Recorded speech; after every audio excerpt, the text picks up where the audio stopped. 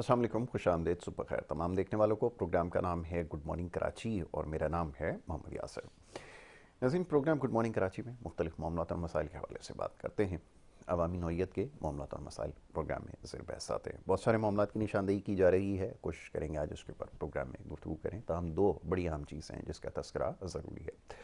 सबसे पहले तो गुज़िश्ता रोज़ बिलाखिर धरना था, उसका अख्ताम हुआ और इसमें अच्छी बात यह रही कि मामला जो है अफ़ाम तफ़हीम के ज़रिए जो है वो हल कर लिए गए हैं। देर इसमें ज़रूर लगी, ताहम मामला जो है वो मनतकी अंजाम तक पहुँच गया। और आगे क्या होगा इसके बारे में कहना कुछ क़ब्ल अज़ वक्त है।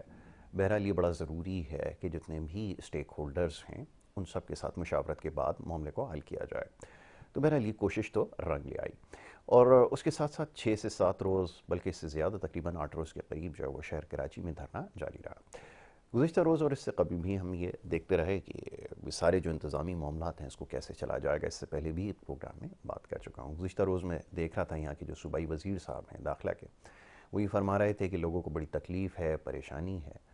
और इससे पहले भी मुख्तलिफ बयानात देखते रहे। मेयर कराची साहब भी ये फरमाते रहे और दीगर भी चीफ़ एग्जीक्यूटिव साहब भी ये फरमाते रहे कि हुकूमत को कुछ करना पड़ेगा, कुछ करना पड़ेगा। बहरहाल देखने में ये आया कि ये कंप्लीट एडमिनिस्ट्रेटिव फेलियर रहा। और वो कैसे?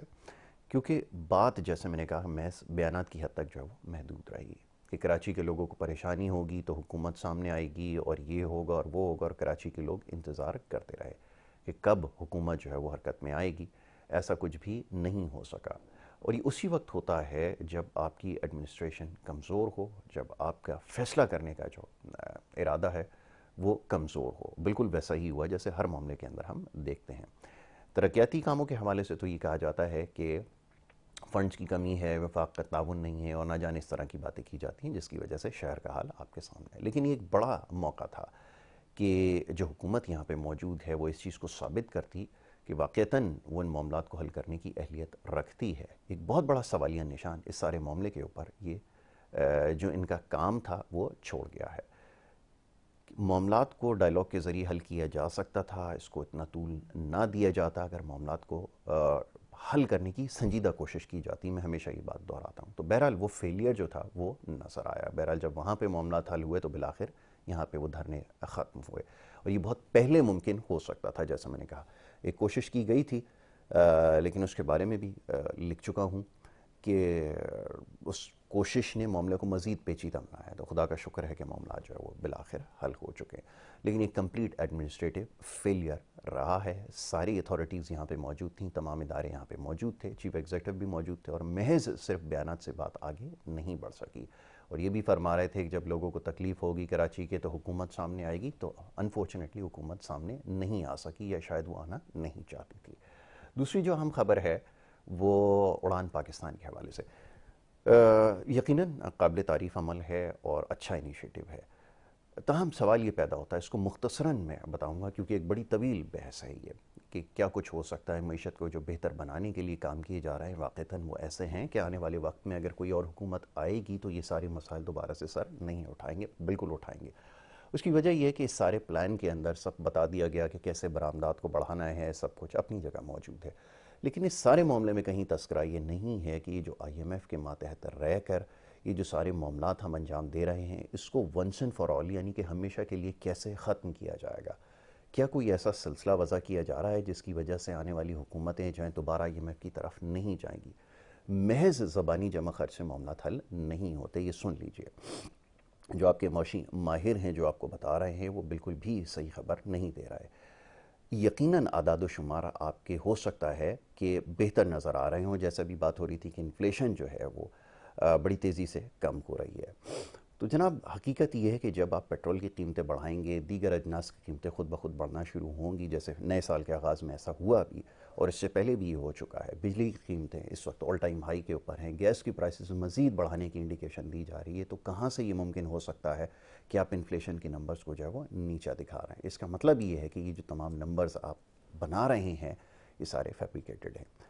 और अगर ऐसा नहीं है तो फिर ये सारी चीज़ें जिनका भी निशानदेही की गई है, सबसे बड़ा जो इन्फ्लेशन का चैलेंज है, कीमतों में कमी है अजनास की और दीगर कमोडिटीज़ की, पेट्रोल की सबसे ज़्यादा, इसको वाक़तन आप कम करके दिखाएंगे तो ये बात साबित होगी। और अगेन दोबारा से ये बात अर्ज़ करूँ कि इस सारे प्लान में कहीं इसका जिक्र नहीं है कि ये कैसे मुमकिन होगा कि कोई भी हुकूमत आए वो IMF की तरफ दोबारा ना जाए। ऐसे कौन से अमली इक़दाम किए गए हैं, उसके लिए क्या ग्राउंड बनाया गया है, तो ये चीज़ें अभी तक अनक्लियर है।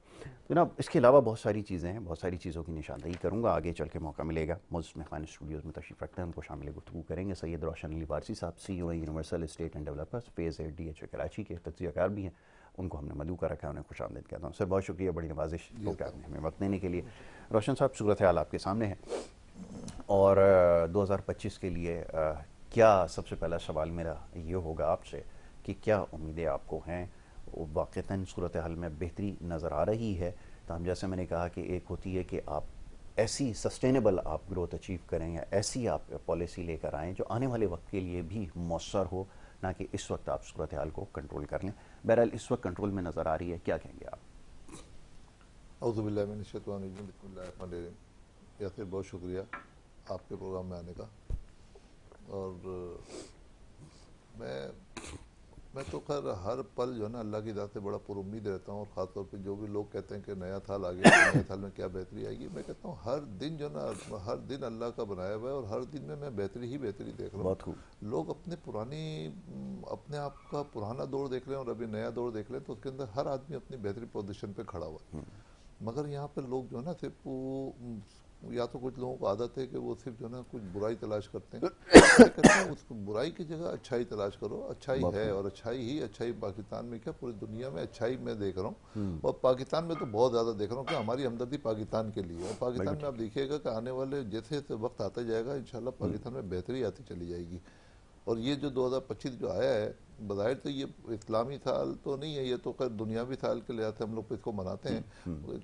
मगर ये जो साल जो आया दुनिया के साथ हम लोग खड़े हुए, तो आप देखिएगा कि पाकिस्तान इतनी ऊंची परवास करेगा कि आपकी सोच है। और आप देखिएगा इंशाल्लाह ताला कि पाकिस्तान में तरक्की भी होगी। और इंशाल्लाह। पाकिस्तान में जो हमारी जो रियासत पाकिस्तान है, उसने फैसला कर लिया है कि भाई रोज़गार को कैसे बढ़ाना है, मईशत को कैसे तरक्की की तरफ लेकर आना है, और जो बेरोज़गारी है उसको कैसे कम करना है, और लोगों के जो मसाइल हैं वो कैसे हल करने बहुत खूब। हैं। ये अब एक फैसला हो चुका है। रियासत पाकिस्तान जब सोचती है तो फिर वो उसको करना पड़ता है। और वो माशाल्लाह हमारी आवाम के लिए बहुत बेहतर है वो काम। तो कम से कम कोई आदमी सोचेगा तो सही। अब आप देखिएगा आने वाले वक्तों में आपको लोगों यहाँ महंगाई भी कम नज़र आएगी, आपको बेहतरी भी नज़र आएगी। और हर शोबे में, जैसे सनती तो शोबा है, उसके अंदर बहुत आपको तरक्की नज़र आएगी। अब सनती पहिया चल पड़ेगा। अब देखिएगा वो वहाँ से जो रेमिटेंस हमारी बाहर से आती है वो इतनी आएगी कि माशाल्लाह अल्लाह नज़र बद से बचाए, हमारे मुल्क में बहुत आगे आने वाले वक्तों में तरक्की आने वाली है, जिसमें कि आप सनतें भी चलना शुरू होंगी, फॉरेन एक्सचेंज आएगा, डॉलर वहाँ से आएंगे, प्लस यहाँ से हमारी जो रियल इस्टेट है उसके अंदर भी बड़ी बेहतरी आएगी। अब देखें पाकिस्तान ने इंटरेस्ट रेट कम किया। इंटरेस्ट रेट कम करने के बाद आप देखें उसके बाद एकदम मुल्क में चेंजेस आ गई। अब जैसे आपने बात की पेट्रोल की, तो इनको पेट्रोल की भी कीमतों को कम करना पड़ेगा, क्योंकि पेट्रोल से रिलेटेड है, बाकी दूसरे घर की ज़रूरियात जो जो चीज़ें हैं वो इससे रिलेट करती हैं। तो पेट्रोल की कीमतों को भी कंट्रोल करेंगे और मेरा ख्याल में आने वाले वक्तों में वो खुद ब खुद अपने तौर पे होना शुरू हो जाएंगी। जब मुल्क के हालात बेहतर होंगे, तरक्की होगी, पैसा आएगा, तो ये चीज़ें खुद ब खुद जो है ना अपने तौर पे मेंटेन हो जाएंगी। आप समझिए कि इस मुल्क को हालात इतने ख़राब थे कि हम सोचते हैं तो समझ में नहीं आता कि ये क्या हो गया था मुल्क में। बिल्कुल। आपको भी पता है कि क्या हो गया था। मतलब डॉलर जो है ना आज कुछ है, कल 340 का, दूसरे दिन 350 का, मतलब कोई कंट्रोल नहीं था, चेक एंड बैलेंस नहीं था। तो उसके बाद तो लोग तो ये पेशन गोई कर रहे थे कि ये 500 का हो जाएगा। जी। मैं वाहिद आदमी था शायद अपनी ज़ात में कि मैं ये कहता था कि नहीं नहीं कुछ नहीं होगा, ये सब सही हो जाएगा। देखिए जब कोई ख़राबी आती है तो जाहिर है वो नज़र तो आ रही होती है कि ख़राबी है, मगर उसको ख़राबी को सही करने के लिए लोगों की कोशिश होती है। और अल्लाह अगर चाहता है तो उसको सही भी कर देता है। बेशक। अल्लाह हमको दिखाना चाहता है कि देखो ये भी हो सकता है, उसके बाद फिर मैं सही करता हूँ। फिर हुक्मरानों को बताना चाहता है कि देखें अपने हम मामला सीधे कर लो, मैं सीधे तो कर दूंगा, मगर आप इसको अपने हुदूद में रहते हुए इसको चलाओ और इसको सही करो, क्योंकि आपके ऊपर 25 करोड़ आवाम की जिम्मेदारी है। 25 करोड़ आवाम की जिम्मेदारी किसके ऊपर है? रियासत पाकिस्तान। और ये वो लोग हैं जिन्होंने कि हलफ उठाया हुआ है। तो फिर आपकी जिम्मेदारी ज़्यादा बढ़ जाती है। तो मेरा ख्याल में आने वाले वक्तों में लोगों को मायूस नहीं होना चाहिए। सोशल मीडिया के ऊपर जो नेगेटिव बातें चलती हैं, मैं कहता हूँ कि उनको बिल्कुल इग्नोर करें, कोई जवाब ना दें। कोई पॉजिटिव बात आती है, मुल्क की बेहतरी की बात आती है, अल्लाह ताला अल्लाह के रसूल की बात आती है, अच्छी बात आपको समझते हैं, उसको शेयर ज़रूर करें। बाकी इन चीज़ों में आप अपना ब्लड प्रेशर हाई करेंगे, अपने आप को ख़राब करेंगे, आप मायूसी में चले जाएंगे, डिप्रेशन में चले जाएंगे। तो मैं समझता हूँ कि जो सोशल मीडिया के ज़रिए जो नेगेटिव एक्टिविटी या नेगेटिव जो मैसेजेस जो आते हैं, उसके ऊपर कान नहीं धरने चाहिए। बिल्कुल ठीक है, ये बड़ी अच्छी बात है और बड़ा खूबसूरत पैगाम भी है, ख़ास तौर पे नौजवानों के लिए जो सोशल मीडिया का इस्तेमाल शब रोज़ कर रहे हैं।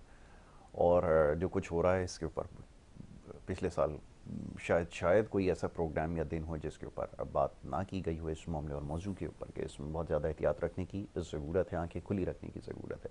ये बहुत सारी चीज़ों को आपको इल्म नहीं है जो आप सोशल मीडिया के ज़रिए कंज्यूम कर रहे हैं, उसकी क्या वजह है आपको खुद मालूम नहीं है। रियल इस्टेट के शोबे के हवाले से ज़रा बात हो जाए। 2024 के अंदर बड़ी मुश्किलात रही हैं और जो हुकूमत की पॉलिसीज़ थी, जब भी वो कोई पॉलिसी बनाते थे तो वो ये कहते थे कि IMF की जानिब से क्योंकि कंडीशन है इस वजह से जो है ये करना पड़ेगा। और उससे हुआ ये कि रियल इस्टेट का शोबा और उसके साथ जो अलाइड इंडस्ट्री है बहुत ज़्यादा मुतासिर हुई। 2025 के हवाले से क्या कहेंगे? देखिए, मैं समझता हूँ कि गवर्नमेंट ऑफ पाकिस्तान को चाहिए कि रियल इस्टेट का शोबा एक बहुत बड़ा शोबा है, उसके साथ अलाइंस इंडस्ट्री जुड़ी हुई है, कंस्ट्रक्शन इंडस्ट्री जुड़ी हुई है। तो इसमें आपको बेहतरी लाने की ज़रूरत है, क्योंकि ये बहुत बड़ा एक रेवेन्यू जनरेट करके देता है। आप देखें, आप जब भी कहीं आप जाते हैं तो रेवेन्यू जो जनरेट होता है डेली बेसिस के ऊपर, वो रियल इस्टेट और कंस्ट्रक्शन इंडस्ट्री में होता है, उसके साथ जुड़ी हुई जो अलाइंस इंडस्ट्री है उनके साथ होता है। ठीक है। तो उनको रिलीफ देने की ज़रूरत है। अब मेरा जो इख्तलाफ है वो ये है कि जो हमारी गवर्नमेंट ऑफ पाकिस्तान है, एक तो फेयर मार्केट वैल्यू तो मैं समझता हूँ बहुत ही खुशाइन बात है कि ये जो प्राइस को कम करना, मतलब एक्चुअल प्राइस कुछ और है और जो सेल करने वाली प्राइस जो है वो कुछ और है। तो जो टैक्स लिए जाते हैं वो सेल करने वाली प्राइस जो FBR वैल्यू है उसके ऊपर लिए जाते हैं। अब उसको फेयर मार्केट वैल्यू की तरफ बढ़ा दें। अच्छा, ये काफ़ी हद तक कामयाब भी हो गए, उसको फेयर मार्केट वैल्यू तक लेके भी चले गए। उसमें ये होगा कि इंसान गलत काम नहीं कर सकेगा। जो हमारी अनडॉक्यूमेंटेड मनी है वो पैसे हमारे कहीं पार्क नहीं हो सकते। तो मैं तो इसके हक में हूँ कि जो फेयर मार्केट वैल्यू है वहाँ तक इस प्राइस को लेके जाएं। मगर गवर्नमेंट को चाहिए कि जब फेयर मार्केट वैल्यू जब आप लेके जाते हैं तो टैक्सेस कम करें। जैसे ये 3% 4% के जो टैक्सेस है, एडवांस टैक्स हो गए, गेन टैक्स हो गए, फिर उसके बाद वो अपने जो आजकल एक और कौन सा टैक्स है वो लगा दिया है, 7E लगा दिया है। तो इससे क्या है कि लोग परेशान हो गए, लोग देने के लिए तैयार है। अच्छा, फिर एक एमनेस्टी भी देने की जरूरत है। अब आपने 1 करोड़ की चीज को 10 करोड़ करना चाह रहे हैं तो आप उसको एमनेस्टी दें कि एमनेस्टी के जरिए पैसा वाइट हो, और वाइट होने के बाद फिर आप वो पैसे से फेयर मार्केट वैल्यू पे जाएंगे।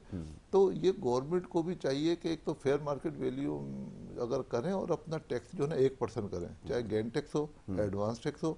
और फिर जो 7E है वो तो मेरे ख्याल में उसको तो नहीं हो तो ज़्यादा बेहतर है, क्योंकि 7E का लोगों को आज तक कन्फ्यूजन है कि 7E है क्या।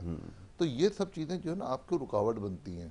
मैं तो उस चीज़ के खिलाफ हूँ कि लोग जो पैसे बनाने के लिए बयाना करते हैं, उससे पैसे कमाते हैं, फिर पैसे कमा के फिर उसके बाद उस प्रॉपर्टी की वैल्यू बढ़ा देते हैं। तो वो मैं उस चीज़ के हक में नहीं हूँ। मैं चाहता हूँ जो एंड यूज़र है उसके रीच में होना चाहिए। ये जो स्पेकुलेशन जो होती है उसके ज़रिए अगर चीज़ें बढ़ जाती हैं तो फिर बाद में जो एंड यूज़र है उसकी रीच से बाहर निकल जाती है, तो उसको फिर बाद में परेशानी होती है। अगर फर्ज करें वो उसने सोचा हुआ था कि मैं 2 करोड़ पे जमा करके अपना ये प्लॉट ले लूँगा, घर ले लूँगा। अब ये जो लोग स्पेकुलेशन जो करते हैं उसके ज़रिए वो चीज़ 4 करोड़ की हो जाती है, तो वो तो फिर पीछे चला गया। ठीक है, तो उसका भी ख्याल रखना है। तो फेयर मार्केट वैल्यू पे जाएं, टैक्सेस को कम करें, तो इसमें हमारी पूरी इंडस्ट्री का बहुत फ़ायदा है। रियल इस्टेट इंडस्ट्री है, कंस्ट्रक्शन इंडस्ट्री है, फिर उसके साथ जुड़ी हुई जो 70-80 जो अलाइंस इंडस्ट्री है उनके साथ उनका बड़ा फ़ायदा है। गवर्नमेंट ऑफ पाकिस्तान का बहुत फ़ायदा है, और सिर्फ पाकिस्तानियों का बहुत फ़ायदा है। और सिर्फ पाकिस्तानी वेट कर रहे हैं कि भाई हम पैसा कहाँ इन्वेस्ट करें। उनके लिए बेहतरीन रहते कहीं भी हैं वो, मगर दिल उनका पाकिस्तान के लिए धड़कता है। सिर्फ पाकिस्तान की पॉलिसी सही हो जाए, पाकिस्तान में पैसा लाने के लिए तैयार बैठे हुए वो। और उसके साथ साथ जो मैं बार बार कहता हूँ कि रीरा का भी कानून जो है ना बनना चाहिए। देखिए, एक रेगुलेटरी अथॉरिटी तो होनी चाहिए ना। अगर वो बन जाएगी तो यकीन माने फिर ना तो आपको फिक्र होगी, ना मुझे फिक्र होगी, ना हमारी आवाम को फिक्र होगी कि ये कैसे होगा, क्योंकि सिस्टम बना होगा। सिस्टम के थ्रू आपने काम करना है, तो सिस्टम के अंदर कहीं भी 2 नंबरी वाला काम ही नहीं होगा। अब ठीक है। सिस्टम जब तक नहीं बनेगा तो लोगों ने अपने अपने तरीके बनाए हुए, उसमें फ्रॉड का भी तरीका आ जाता है, तो वो फ्रॉड तो होगा ना, जब तक अगर सिस्टम रेगुलेटरी नहीं होगी तो फ्रॉड भी होगा। बिल्कुल तो ठीक है। मैं तो अपील करूंगा अपने गवर्नमेंट ऑफ पाकिस्तान से, बल्कि मैं तो चीफ ऑफ आर्मी स्टाफ साहब से कहूँगा कि सर आप पाकिस्तान में रीरा का कानून ज़रूर नाफिज करें, क्योंकि इससे हम सब की भलाई है, हम सब के लोगों की भलाई है। हम सब लोग जो लोग इंतज़ार कर रहे हैं, जो पैसा इन्वेस्ट करने चाहते हैं, बहुत से लोग ऐसे हैं जो कि पाकिस्तान के अवाम का पैसा नाजायज़ तरीके से वो खा जाते हैं या जब्त कर लेते हैं या उनको डिलीवरी नहीं देते, तो उनके लिए आसानी हो जाएगी। तो बिल्कुल मैं ठीक है। सिर्फ एक ही अपील ये करना बड़ा चाहता हूँ। ज़रूरी है कि एक रेगुलेटरी अथॉरिटी बाकायदा इसके लिए बनाई जाए, ताकि इसमें भी हमारे यहाँ एक तो हर चीज़ जो है वो बग़ैर किसी लाइसेंस के जो है वो काम किया जाता है, और फिर जब नुकसानात होते हैं उसके बाद फिर इस चीज़ का ख्याल आता है कि जी इसको भी ज़रूरत है कि इसको रेगुलेट किया जाए। तो यहाँ पे इसकी बड़ी ज़रूरत है, एक बहुत बड़ी इंडस्ट्री है, क्योंकि डिमांड सबसे ज़्यादा जिस जगह हमें नज़र आती है वो हाउसिंग की शोबे में ही नज़र आती है। और बहरहाल एक तरफ तो मार्केट हम देख रहे हैं, स्टॉक मार्केट की जब आप बात करते हैं तो यकीनन बहुत तेज़ी उसमें नज़र आ रही है, लेकिन उसके साथ साथ जो दीगर मार्केट्स हैं उनकी क्या पोजीशन है, क्या वो भी इसी तरह फ्लरिश कर रही हैं? तो जवाब उसका नहीं में आता है।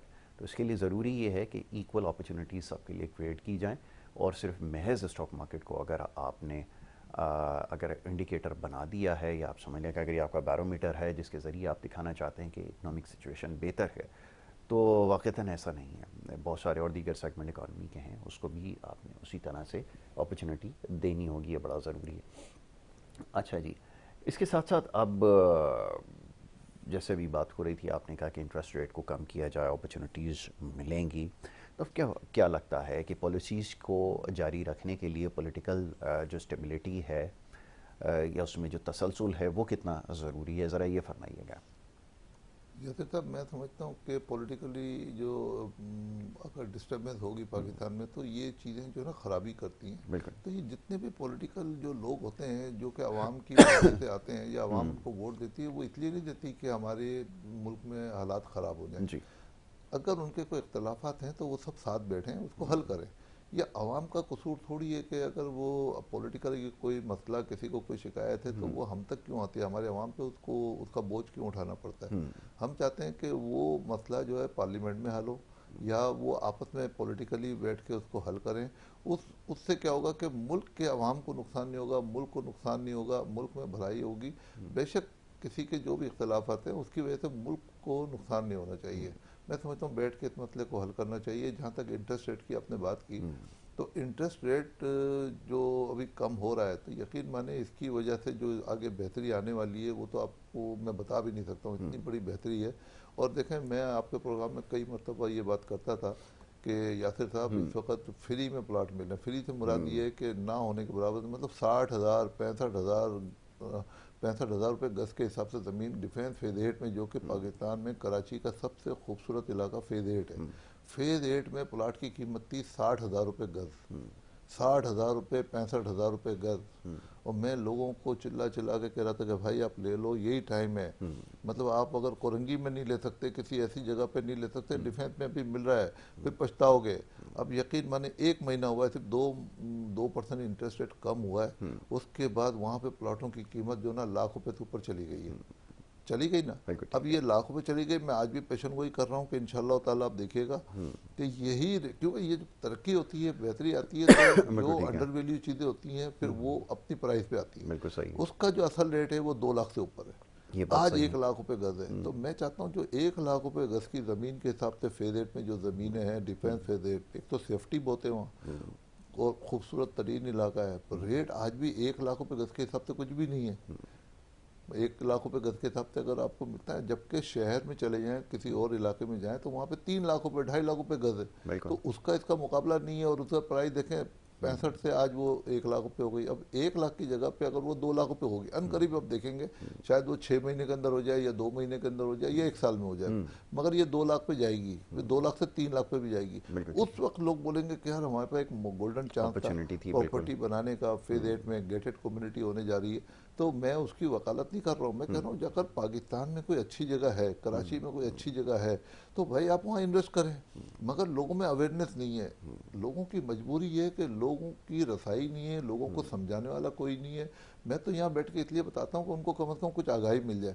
अब जो लोग मलिर में रह रहे हैं वो मलिर को ही अपनी दुनिया समझते हैं, बिल्कुल ऐसा वो ही, मलिर से आगे उससे नहीं निकलना ही नहीं निकलना चाहते। चाहते, बिल्कुल कोई ऐसा ही। गुलशन में रहता है तो वो गुलशन को ही देखता है, इसी के सराउंडिंग में कोई चीज़ मिल जाए मुझे। बात सही है, मगर दुनिया में अपने बच्चों की तरक्की के लिए, अच्छी एजुकेशन के लिए, अच्छे माहौल के लिए लोगों को जगह तलाश करनी पड़ती है। बिल्कुल ऐसा ही। अगर वो निकल के जाएं, देखें, किसी से मशवरा करें, तो आप देखें डिफेंस बहुत अच्छी जगह है। बिल्कुल ठीक है। और वो ये मुख्तलिफ जगहों पर लोग इन्वेस्ट कर रहे हैं, मुख्तलिफ हाउसिंग सोसाइटीज़ में। मैं अभी देख रहा था रात को, नैब की तरफ से भी मैसेजेस आए गए हैं, बड़ी अच्छा है। कोशिश है कि एक सोशल अवेयरनेस के ऊपर काम किया जा रहा है। तारीफ़ मैं इसलिए करूँगा कि बड़ा ज़रूरी है कि नेशनल अकाउंटेबिलिटी ब्यूरो की तरफ से ये टेक्स्ट मैसेज भेजा गया, जिसमें बड़ा साफ लिखा है, before investing in housing schemes verify NOC and land availability from the concern regulators. कि किसी भी हाउसिंग सोसाइटी में इन्वेस्ट करने से पहले या किसी भी जगह इन्वेस्ट करने से पहले रेगुलेटर से जो है वो इसके बारे में पता कर लें, उसके वेयर अबाउट्स के बारे में पता कर लें और उसके बाद इन्वेस्ट करें। क्योंकि ये सबसे बड़ा मसला बन चुका है कि लोग जो है मुख्तलिफ स्कीम्स में इन्वेस्ट करते हैं, वो अखबारात में इश्तिहारात भी लगाते हैं और साथ में नीचे, अब पहले एक होता था ना, हम कहते थे कि रजिस्ट्रेशन नंबर भी चेक कर लें, वो भी मेंशन कर देते हैं, उसके बावजूद भी फ्रॉड उनके साथ हो रहा है। इसको कैसे कंट्रोल करें? देखिए ये जो मैसेज तो बहुत अच्छा है। हाँ। इस मैसेज का एक मैंने हल भी बताया ना, हम्म। तो वो कर ले। बिल्कुल। अगर आपने मैसेज ही करना है तो वो तो एक फॉर्मेलिटी मैं समझता हूँ कि आपने मैसेज कर दिया, लोगों को बोलेंगे हमने तो आपको बताया था, अवेयर किया था। देखिए बिल्कुल ठीक अवेयर है। किया था, मगर ये अवेयरनेस नहीं, आपका कानून साथी होनी चाहिए। कानून बन जाए, कानून के तहत काम करें। आप मुझे बताएं, जो लोग अभी तालीम याफ्ता नहीं है, उनको तो इंग्लिश ही नहीं पढ़ना आती, वो क्या पढ़ेंगे ये मैसेज?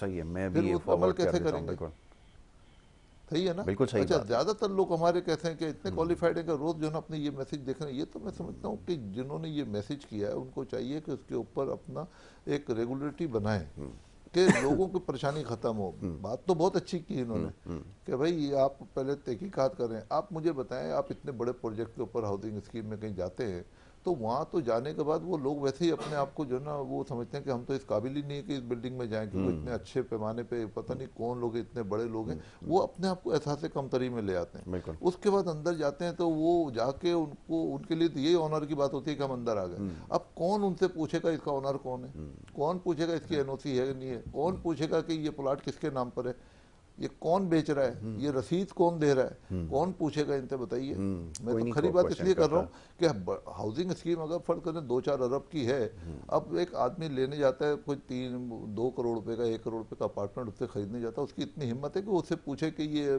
जमीन आपकी किसके नाम पर है, इसकी एनओसी ली है या नहीं ली? वो कहेगा भाई जब मैं काम कर रहा हूँ तो जाहिर है सब कुछ लिया होगा। मेरी नज़र में ये है कि जितना भी बड़ा हो छोटा हो, मेरा 1 लाख भी है, मेरे लोगों का 1 करोड़ भी है, तो मैं चाहता हूँ कि जो हाउसिंग स्कीम है ना, तो हाउसिंग स्कीम का पूरा जो पेपर वर्क पूरा कंप्लीट होना चाहिए। आप उसके डॉक्यूमेंट की कॉपी लेंगे, प्लॉट किसके नाम पर है, प्लॉट किसके नाम से, फिर उन्होंने प्लॉट जो है वो उसकी लीज हुआ या नहीं हुआ, नहीं हुआ, लीज के बाद एनओसी मिली कि नहीं मिली, परमिशन मिली कंस्ट्रक्शन की या नहीं मिली, ये सारी चीज़ें ले और उसके डॉक्यूमेंट ले। चाहे मैं 1 लाख रुपए दूँ, बिल्कुल उसके डॉक्यूमेंट तो कोई नहीं देता। एक बुकिंग फॉर्म देते हैं कि भाई आपसे 1 लाख रुपए या 10 लाख रुपए हमने रिसीव कर लिए, बुकिंग फॉर्म में आपके पैसे ले लिए। अब ये पैसे लेने वाले कौन है? बिल्कुल ठीक है। आप कल खुदा ना करता कोई फ्रॉड होता है तो कहाँ जाएगा वो? कोर्ट जाएगा, कोर्ट मानेगा उस चीज़ को? देखिए डॉक्यूमेंट ही नहीं है। बिल्कुल। मतलब ये इतनी सीरियस गुफ्तगू है कि आप पैसे देने से पहले आपकी हिम्मत ही नहीं है कि किसी से पूछें कि भाई ये पैसे जो अब मैं दे रहा हूँ किसको दे रहा हूँ। किसको दे? फिर तो बेहतर ये है कि आप जाके किसी को भी पैसे देते हैं, ये समझ लेगा ये मेरा अपार्टमेंट मिल जाएगा या घर मिल जाएगा। तो मेरा ख्याल में बात बहुत अच्छी की है, तसल्ली कर लें। तसल्ली के साथ साथ उसमें ये भी मेंशन करें कि जो ऑनर है, जो प्लॉट है, या उसने किसी को अथॉरिटी दी हुई है तो उसके पास उसकी पावर होगी तो वो पावर वाला साइन करके दे ना पैसे लेते हो। बिल्कुल ठीक है। रीरा में यही तो होता है। रीरा में तो आप काम ही नहीं कर सकते। रीरा में तो ये है कि पैसे दे के रेस्कोरों में जमा हो जाएंगे, सेफ्टी हो गई आपकी, और 40% पैसे कंस्ट्रक्शन की मद में आप इस्तेमाल कर सकते हैं। बाकी पैसे जो बिल्डर के अकाउंट में नहीं होंगे बल्कि एस्क्रो अकाउंट में होंगे। जब आप उसको डिलीवरी देंगे तो वो पैसे उसको रिलीज होंगे। बिल्कुल ठीक है। सेफ्टी हो गई ना। गारंटर कौन हो गया? बैंक हो गया। बैंक बन गया। तो ये हो गया। जब ये इतना अच्छा सोल्यूशन आपके पास मौजूद है, फिर आप ये कह के अगर कह रहे हैं कि लोग अपनी तसल्ली कर लें, अवेयरनेस होनी चाहिए, भाई वो तो सबको अवेयरनेस है। सब चाहते हैं कि मालिक से एग्रीमेंट हो, मालिक से यानी आप ये चाहते हैं कि निशानदेही कर दी जाए कि कौन कौन से जो है मामलात हैं जिसके ऊपर नज़र रखी जाए। एक तो डॉक्यूमेंट्स का आपने निशानदेही की जिसकी उन्होंने खुद भी वजाहत की है कि ये बड़ा ज़रूरी है। उसके साथ साथ ये कि किन चीज़ों को मेक श्योर करना है इन्वेस्ट करने से पहले, ये भी पता होना ज़रूरी है। और उससे भी बढ़ के ये कि अगर कोई रेगुलेटरी अथॉरिटी बन जाए, जिस तरह तरीक़ाकार हमने इससे पहले भी बात की है कि अगर उसके ज़रिए अदायगियाँ होंगी तो ये जो फ्रॉड का चक्कर है ये इसमें ख़त्म हो जाएगा। ये बड़ा ज़रूरी हो जाएगा और डिलीवरी का भी जो है वो ये यकीनी हो जाएगी कि जो भी प्रोजेक्ट को इनिशिएट कर रहा है वो डिलीवरी ज़रूर देगा। तो ये एक सबसे बड़ा प्रॉब्लम यहाँ पर जो है वो रहा है। और क्योंकि जैसे रेगुलेटर्स हैं, लेकिन जिस तरह से रेगुलेट किया जाता है मेरे ख्याल में कोई ढकी छुपी बात नहीं है। इन पॉलिसीज़ को कैसे और क्लियर किया जा सकता है, और ख़ास तौर पे शहर कराची में सबसे बड़ा प्रॉब्लम ये है कि जो पोर्शन का सिस्टम है और ये जिस तरह की कंस्ट्रक्शन हो रही है, मुकम्मल तौर पे शहर का जो इंफ्रास्ट्रक्चर भी तबाह होकर रह गया है।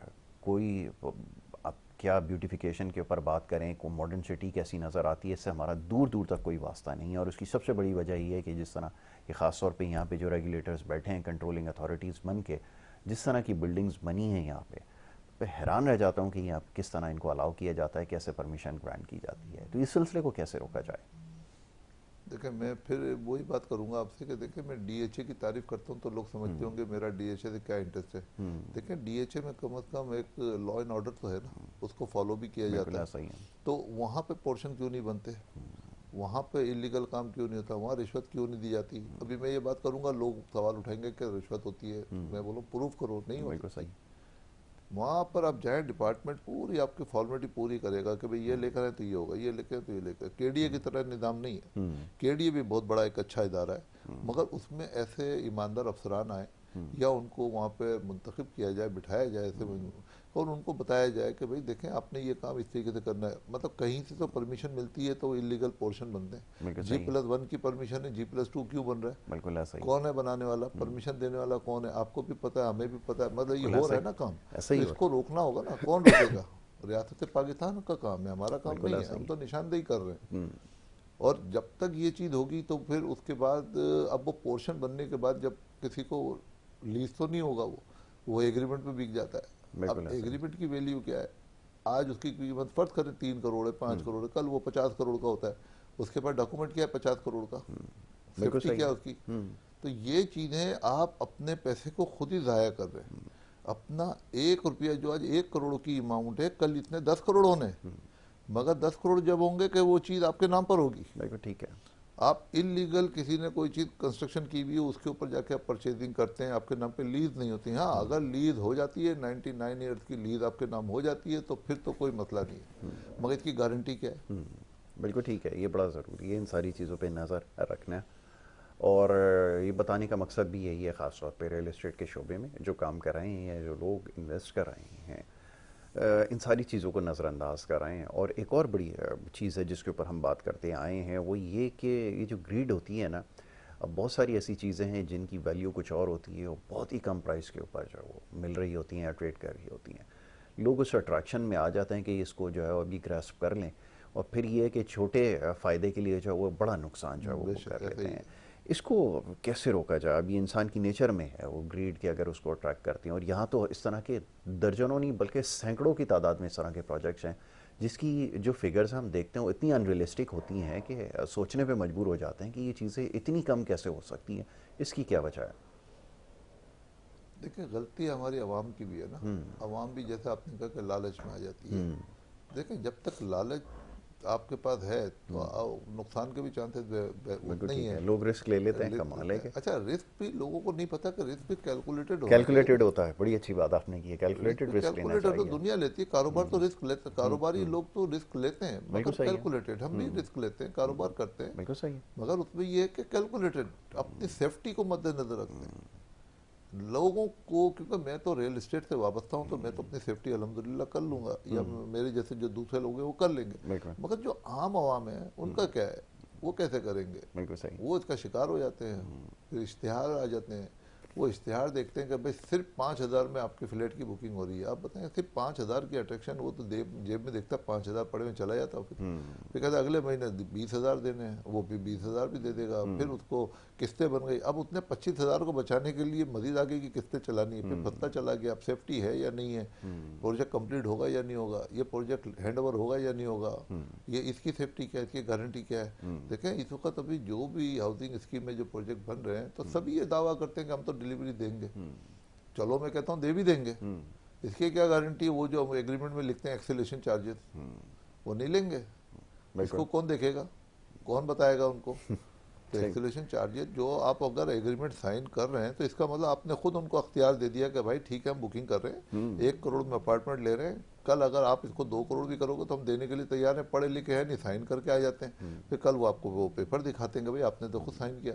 वो आज पैसे करके बुक करके आपको देंगे उसी प्राइस पे 2 साल 3 साल के बाद जिस वक्त की प्राइस होगी, तो जी आपको क्या फायदा हुआ? बिल्कुल ऐसा ही है ये भी। फायदा तो ये है कि आप उसको बाउंड करें कि भाई मैंने इतने में खरीदा 1 करोड़, अब मैं कोई पैसे नहीं दूंगा, लिखें उसको। नहीं समझ में आता है, नया एग्रीमेंट बनाया उर्दू में बना ले, लिखें दोनों तो साइन कराएं, फिर जो आदमी पैसे ले रहा है उसे बोले सर आपकी अथॉरिटी क्या है यहाँ पे साइन पैसे लेने की, आप कौन है? कौन है? आप बिल्कुल अकाउंटेंट हैं तो आप मालिक तो नहीं है। बिल्कुल सही है। कोई डॉक्यूमेंट तो लाएं कि आप मालिक ने आपको रखा है, तो मालिक का भी पेपर लाएं, पेपर के उसे रिलेट करें। पहले तो जो ज़मीन का पेपर है, फिर उसके बाद लीज का पेपर है, फिर उसके बाद जो अथॉरिटी लेटर है या जिसको पावर मिली हुई है मालिक की तरफ से उसका पेपर की पूरा बंच लेना चाहिए। फिर उसके बाद पैसे दें, चाहे 1 रुपया दें, 1 करोड़ दें या 1 अरब रुपए दें। बिल्कुल ठीक है। ये डॉक्यूमेंट सीक्वेंस होते हैं ना, वो लें कि हमें पता चले कि पैसे किसको जा रहे हैं। भाई मालिक नहीं आ सकता, मालिक बड़ा आदमी है, मालिक ने किसी को तो अथॉरिटी दी होगी, किसी को तो पावर दी होगी, बिल्कुल सही है। उसके पेपर की कॉपी ले लें, बिल्कुल ठीक उनकी है। शनाख्ती कार्ड की कॉपी लें। खुदा ना करता कल आपके साथ फ्रॉड हो तो आप ये पेपर ले आके कोर्ट में तो जाएंगे, कोर्ट आपको वेलकम करेगा, बताएगा कि हाँ भाई आप अपनी जगह सही है, आपने अपना पेपर वो कंप्लीट किया।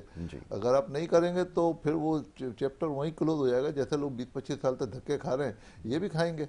ऐसा ही है। तो ये बड़ी मैं तो वजह है, समझा बिल्कुल सकता ऐसा। हूँ इस बात को, इसको नहीं अमल नहीं, बड़ा करना इनका ज़रूरी काम है है। इसको। ये अब एनएस के लिए काम कर रहे हैं और ये बड़ा ज़रूरी है कि समझा जाए, ख़ासतौर पे इन्वेस्ट जो करना चाहते हैं या इरादा रखते हैं। बहुत सारे लोग क्योंकि कानूनी मामलात से लाइम होते हैं, और सबसे बड़ा जो फ्रॉड जो हो रहा है, फ्रॉड ही इस्तेमाल करूँगा मैं लफ्ज़, उसकी वजह यही है कि बहुत सारी प्रॉपर्टीज़ में इन्वेस्ट करने की कोशिश करते हैं लेकिन उसके वेयर अबाउट्स नहीं होते, और कोई एक पेपर के ऊपर, एक डॉक्यूमेंट के ऊपर जो है वो कभी भी इन्वेस्ट नहीं किया जा सकता, और ना करने की ज़रूरत है।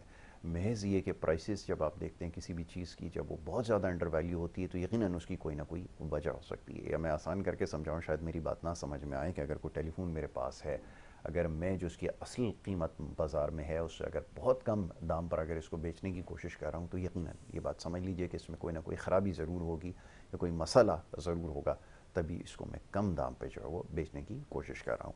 तो इसको सबसे पहले समझ लीजिए, क्योंकि यहाँ पे जो सबसे ज़्यादा शहर कराची में ख़ास तौर पे जो काम हो रहा है वो इसी तरह हो रहा है, और लोग उसका शिकार होते चले जा रहे हैं। मुख्तलिफ़ नामों से, मुख्तलिफ़ तरीक़ों से लोगों को अट्रैक्ट किया जाता है, और उसके बाद जब उसमें फंस जाते हैं तो फिर बहुत बड़ा नुकसान होता है। अभी रोशन साहब ने बड़ी अच्छी एक बात कही कि रिस्क लेना ज़रूरी है, ताहम रिस्क जो है वो कैलकुलेटेड हो, यानी कि आप इससे पहले अपनी सारी कैलकुलेशन कर लें कि अगर खुदा ना करे अगर इस तरह का मामला हो जाता है तो आपके पास वे आउट क्या होगा, उससे बचा कैसे जा सकता है, और नुकसान जो है वो कम से कम कैसे हो, इस चीज़ को ज़रूर कैलकुलेट करें। आखिर में क्या एडवाइस देना चाहेंगे? जैसे भी बड़ी अच्छी बात की आपने इन्वेस्टर के लिए ख़ास तौर पे, कि उसको समझ में आएगा कि किस तरह इन्वेस्ट करना है। मैसेज क्या देना चाहेंगे कि इन्वेस्टमेंट जो अभी भी करना चाहते हैं, ख़ास तौर पे ओवरसीज़ बड़ा सवाल करते हैं, क्या फ्यूचर नज़र आ रहा है, ज़रा बताइए। मैं तो एक तो जो हमारी जो आवाम है, जो हमारी यूथ है, मैं उसको समझाना चाहता हूँ कि आपके अंदर बहुत पोटेंशियल है और आपके दम से पाकिस्तान है, और कल इस पाकिस्तान को आप लोगों ने सर्व करना है। तो आपने अपनी रूटीन चेंज करनी है, अपने मोबाइल को सिर्फ अपने कारोबार के हद तक इस्तेमाल करना है, बाकी सोशल मीडिया के तहत आप सिर्फ उसमें लगेंगे तो आप अपना फ्यूचर खुद ही ज़ाया करेंगे। तो आप एक तो ये, जो लोग इन्वेस्टर हैं जो इन्वेस्ट करना चाहते हैं, मैं चाहता हूँ this is the golden time invest करने का, कि अभी आपको अंदाज़ा नहीं है आने वाले 6 महीने 1 साल के बाद ये प्राइजेस बहुत ऊपर चली जाएंगी, आपकी रीच से भी बाहर चली जाएंगी। ये टाइम है कि अभी आप इन्वेस्ट करें, और बेहतर ये है कि आप उस जगह इन्वेस्ट करें जहाँ पे आपकी ग्रिप ये हो कि आपकी सेफ्टी है, आपकी प्रॉपर्टी की सेफ्टी है। जो भी प्रॉपर्टी करें, खरीदें, उसको पहले अपनी सेफ्टी ज़रूर करें कि उसमें मेरी सेफ्टी क्या है, फिर उसके बाद उसका बेनिफिट आपको मिलेगा। क्योंकि कल अगर उसके अंदर एप्रिसिएशन आनी है तो वो एप्रिसिएशन आपको जब भी मिलेगी जबकि आज आप एग्रीमेंट साइन करते वक्त अपने आप को सेव करेंगे।